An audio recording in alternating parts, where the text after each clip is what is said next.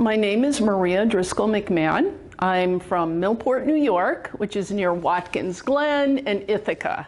First of all, thank you to the curators for including Deity Dentata in Made in New York. It's such a great honor to be here. And also to the installation crew. I know that they had quite a time wrangling this large piece of paper up on the wall, so I'm really grateful they didn't give up on it. So I think I try to look back on my life as a pencil wielder, and if there's a single constant, it's that my drawing, my painting, writing, whatever it may be, lots of times is informed by my admitted daddy issues. I've actually come to amend that to say daddy issues. And that's because I have a predilection for time travel, which is evident in here. Different time periods are included. But also because the socio-political conditions which precipitate daddy issues have been in place for so long, for many, many generations. And it isn't just personal to me, it's universal.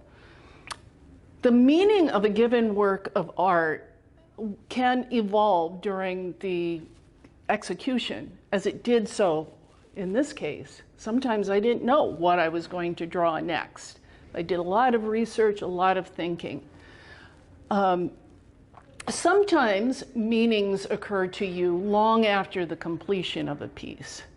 And it occurred to me not long ago, actually, that the big question I'm asking here is not unlike what one of my favorite poets and artists, William Blake, asked in his poem, Tiger, which he wrote back in the 18th century.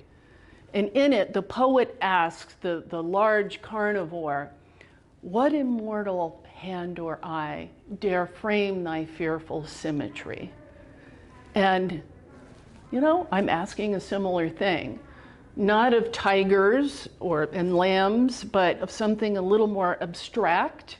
I'm asking it of the double standard, basically. The double standard in place for men and women. And, you know, I know gender's on a continuum, but for this piece, I'm thinking of the cishet gender binaries, which are enforced under patriarchy.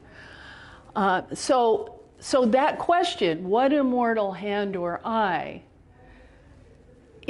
because some insist that that double standard is mandated, you know, by divine edict, you know. So if you entertain that question, the answer can only be an absurdity.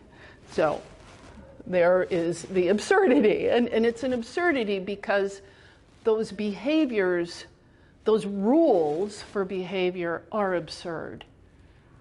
And I guess examples, well, actually, not only are they absurd, but I submit that the violence and the damage that are inflicted by those rules are no less severe than that inflicted by fang and claw of tigers. So examples of some of those behaviors taken to their logical conclusion can be seen descending from this burning log vortex here.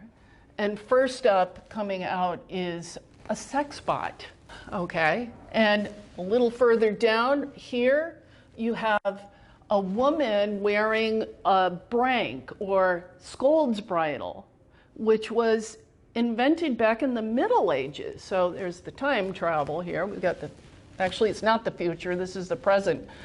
But the scold's bridle, which was an implement of torture designed to be worn by nagging wives. So husbands would force their wives to wear these things and then to be paraded up the street, sometimes by a leash.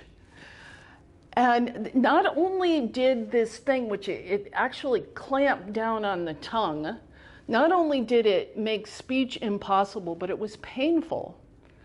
So we might say that, well, yeah, you know, that was the Middle Ages. We don't force women to wear those things now. But I submit that silencing outspoken women is still a favorite pastime, you know, by those who would enforce binaries. You know, woman should be silent. And there are a good many female bloggers who, on the internet, who could vouch for the cruelty that, you know, they're the recipient of that. I'm also alluding to the sexualization of children. It's also a meditation on teeth, not unlike, I guess, William Blake. But I'm not going to inventory every last thing. I spent 6 months drawing this, yeah, or maybe longer actually, but I spent 6 decades, I'm 63, so 6 decades in the conceptual process. So it would be my hope that the viewer standing before this would give it more than a fleeting glance, that they would think about, that they would ruminate on, you know, on the different imagery and the metaphors. For me, that's the greatest reward of the art making process. I mean, not just the drawing, but it's that communication.